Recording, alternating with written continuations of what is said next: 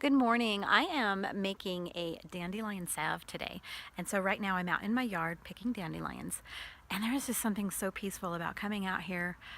It's quiet this morning. My chickens are around me helping me. They're just curious about what I'm doing. And it rained last night, which if you know, I live in Colorado. And so when it rains, it's always really nice. It's an extra special time to get out after the rain because just, it's cool and beautiful out and it's just relaxing. Hands are on the ground. If you've ever heard of grounding, it's just nice. But what I am doing today is I am picking dandelions for a dandelion salve. Now when you're going to do this salve, I picked 4 cups today. A single batch is 2 cups, but I'm going to do a double batch today.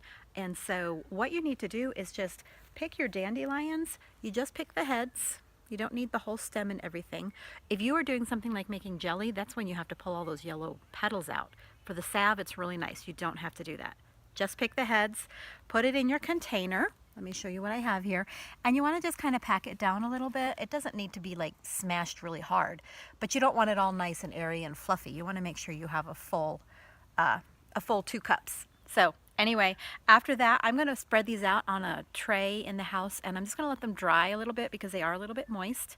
And then probably either later this evening or maybe even in the morning, I'm going to go ahead and put them in some olive oil, and then you'll find out the rest of the process. I'll go ahead and write up a recipe and enjoy your morning. This is like the best part of the recipe, is just getting out in the yard and picking dandelions because it's quiet and I love it. Anyway, you guys have a wonderful afternoon. We'll talk to you later. Bye.